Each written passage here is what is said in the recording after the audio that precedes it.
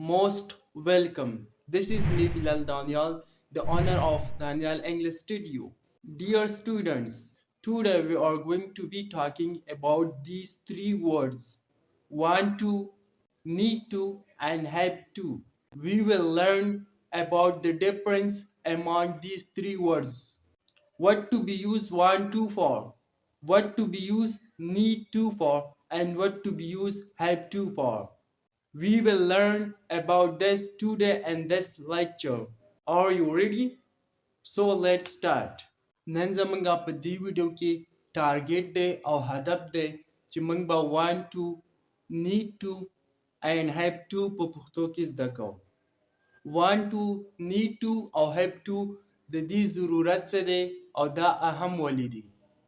دا تقریبا درې الفاظ دي، درې words دي، خو د دې سره به ستاسو انګلیش دومره بهتر شي او دومره به امپروف شي چې دا درته زه نشم ویلی. که چېرته تاسو دا درې words زده کوئ او په خپل انګلیش کې په خپل ډیلی کنورسیشن کې استعمالوئ نو ستاسو انګلیش به د دې سره ډیر امپروف شي او ډیر رنګ به راوړي. او کم اوریدونکي چې دي نو ستا انګلیش باندې به هغه نه بور کیږي او تاله به انګلیش ویل خوند درکوي. یعنی دا چې کم الفاظ دي د دې زده کول ډیر اهم دي او دا ډیر آسان هم دي. د ټول نه مخکې چې دا خبره ستاسو په ذهن کې وي او دا تاسو ته یاده وي چې کله هم موږ یو کار کوو نو هغه موږ د څه ریزن د وجې نه کوو. د دې شاته څه ریزن وي نو موږ ځکه دا کار کوو. یعنی کله چې موږ یو کار کوو دې شاته به څه وجه وي، دې شاته به څه وجوهات دي، د هغه په بیس باندې به موږ دا کار کوو. دا کار چې موږ کوو نو دا موږ د ډېرو وجوهاتو په بیس باندې کوو. او I think کوم مین چې 3 ریزن دي، کوم کامن 3 ریزن دي نو هغه به نن موږ په دې ویډیو کې ډسکس کوو او په هغه په باره کې به خبره کوو. اول چې موږ یو کار کوو نو د هغه چې مین ریزن وي هغه دا دی چې هغه کار کول ته غواړې. یعنی کوم کار چې ته کې هغه ته غواړې. چې ته هغه کار کول غواړې نو د دې مطلب دا دی چې دغه کار کول ستا زړه غواړي. او کله چې یو کار کول ستا زړه غواړي نو دغه ته به موږ ارزو وو، تمنا ته وو، دغه ته به موږ ډیزایر وو. یعنی دغه ته به موږ ډیزایر خواهش وو. کله چې یو کار کول ستا زړه غواړي نو دغه لپاره به استعمالیږي want to. فار ایگزامپل ته وایې چې زه انګلیش زده کول غواړم نو دا ستا یو ارزو ده، ستا یو خواهش دی، دا یو ډیزایر دی. ته غواړې چې زه انګلیش زده کړم نو دا یو خواهش دی ستا. د دې شاته ریزن دا دی چې دا ستا خواهش دی، ته ځکه انګلیش زده کول غواړې. اول ریزن چې کوم دی دا ریزن دا زموږ څه ډیزایر وي، دا زموږ څه خواهش کیدی شي. او دویم موږ چې یو کار کوو د هغه ریزن دا وي چې هغه کار کول زموږ ضرورت وي. هغه کوم کار چې کوو هغه زموږ خواهش نه وي، هغه زموږ ضرورت وي. نو بیا هم د دې شاته یوه ریزن راغله، دغه ریزن دی نیسیسیټي، دغه کار ضرورت دی. نو دغه کم کار چې ستا ضرورت وي، ستا لپاره دغه کول ضرورت وي نو دغه لپاره به موږ استعمالو په انګلیش کې need to. فار ایگزامپل ته وایې چې زما USA ته تګ دا څه خواهش نه دی بلکې دا زما ضرورت دی. دې پلاني ځای ته ستا تګ، ستا تلل هلته ستا ضرورت دی نو بیا دغه لپاره استعمالیږي need to. او دریم چې کوم مین ریزن دی، کوم کامن ریزن دی نو هغه دا دی چې یو کار کول نه ستا خواهش وي او نه ستا ضرورت وي بلکې هغه کار کول ستا مجبوري، ستا کمپلجني. یو کار کول ستا مجبوري، یعنی یو کار ته کې ستا زړه نه غواړي هغه ته مجبورن کې نو د دغه لپاره به استعمالیږي have to په انګلیش کې. لکه فار ایگزامپل کراچۍ ته تګ ستا څه خواهش هم نه دی او نه ستا ضرورت دی بلکې ستا مجبوري ده چې ته لاړ شي، کار وکړي، دیاړي وکړي، روزګار وکړي. یو کار کول، یو روزګار کول دا ستا نه خواهش دی او نه ضرورت دی بلکې دا ستا مجبوري ده چې ته دا کار وکړي. یو کار کول ستا مجبوري ده دغه لپاره به په انګلیش کې استعمالیږي have to. نو کله چې موږ یو کار کوو د هغه شاته 3 main reason اول خو یو کار کول زمونږ خواهش وي، دویم یو کار کول زمونږ ضرورت وي، او دریم یو کار کول زمونږ مجبوري. نو دا درې واړه چې کله موږ ایکسپلین کوو په انګلیش کې نو دې لپاره به ضرورت وي د دې درې الفاظو د want to، د need to او د have to بیا موږ دا استعمالو د دې ریزن لپاره. نو اوس راځئ دا ون بای ون زده کوو. want to موږ کله استعمالو؟ want to تاسو ته چې ما مخکې څرنګه ویل چې want to موږ هله استعمالو کله چې یو کار کول زمونږ خواهش وي، یو کار کول زمونږ ډیزایر وي، نو بیا دغه لپاره استعمالیږي want to. لکه فور ایگزامپل I want to learn English.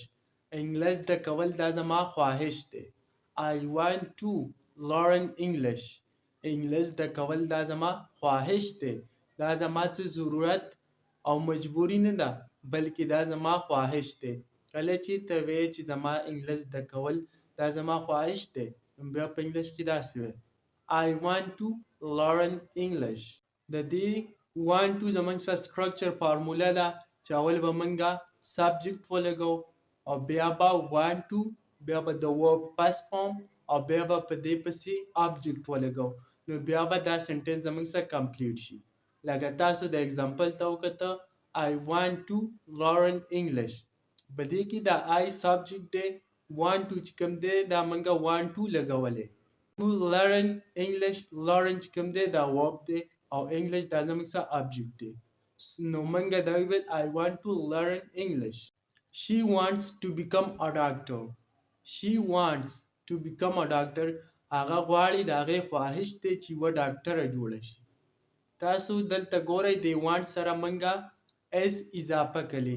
دا موږ ځکه کړي ده، دا به انشاءالله بیا موږ په نور مخکې درسونو کې زده کړو چې دا موږ دا اس اضافه د دې سره ولیکو. نو she wants to become a doctor. هغې خواهش دی، هغه غواړي چې هغه یوه ډاکټره جوړه شي. She wants to become a doctor. نو زما امید دی چې تاسو به په want to باندې پوه شوي وئ. want to موږ کله استعمالو؟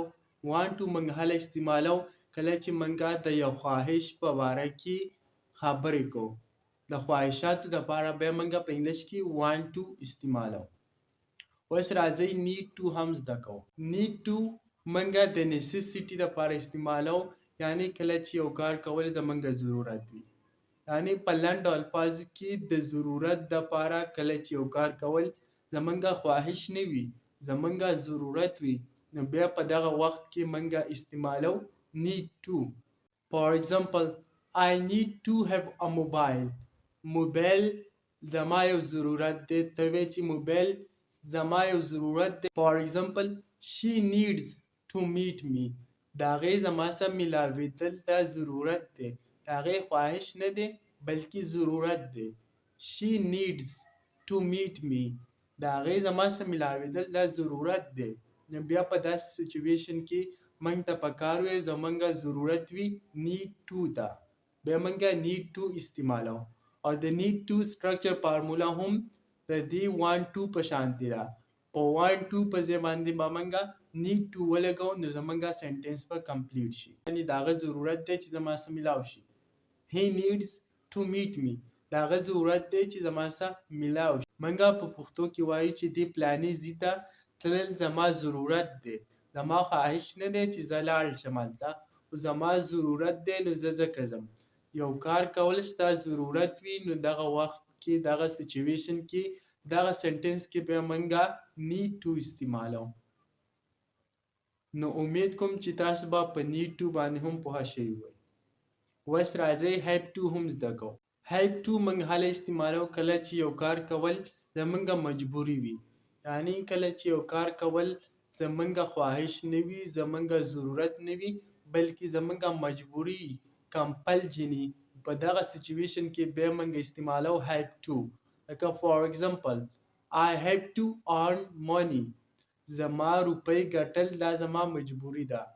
یعنی کار کول روپۍ ګټل دا زما مجبوري ده. I have to earn money. I have to go to USA.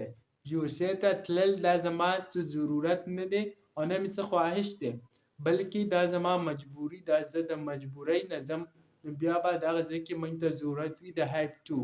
For example, I have to go to USA. I have to go to school. سکول ته تګ دا زما مجبوري ده یا بازار ته تګ یا بل ځای ته تګ دا زما مجبوري ده نو بیا به په دغه ځای کې موږ استعمالو have to. او د have to structure فارموله چې کومه ده دا د need to او د want to په شانتې ده او د need to او د want to په ځای باندې به موږ دلته have to استعمالو نو بیا به زمونږ سنټنس زمونږ جمله زمونږ دغه مقصد دغه هدف به کمپلیټ کیږي. سمری خلاصه د دې لیسن خلاصه څه ده؟ د دې لیسن خلاصه دا ده کله چې موږ یو کار کوو نو هغه موږ د 3 مین ریزن د وجو نه کوو. یا یو کار کول زمونږ خواهش دی یا یو کار کول زمونږ ضرورت دی یا یو کار کول زمونږ مجبوری ده.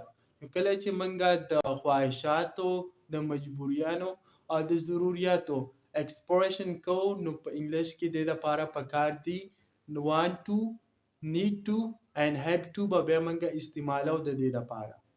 کله چې یو کار کول زمونږ خواهش وي نو بیا د لپاره موږ استعمالو want to او کله چې یو کار کول زمونږ ضرورت وي نو د لپاره بیا موږ استعمالو need to او کله چې یو کار کول زمونږ نه خواهش وي او نه ضرورت وي بلکې هغه کار کول مجبوري بیا د لپاره موږ استعمالو have to. لکه فار ایگزامپل یو کس تا په سر باندې تومانچه ایښې ده او تا ته وایي چې روپۍ راواله موبایل راواله نو دې کس له دا موبایل ورکول دا پیسې ورکول ستا نه څه خواهش دی او نه څه ستا ضرورت دی چې هغه ته دا روپۍ ته ورکړي بلکې ستا مجبوري ده د مجبورۍ نه ته دا هغه ته ورکړې نو په دغه سچویشن کې به موږ ته ضرورت وي د have to. نو امید کوم چې تاسو به درې واړه د الفاظو په استعمال باندې پوه شوي وئ او ویډیو به هم تر اخره پورې کتي وي. So inshallah with another lesson until take care. خدا حافظ.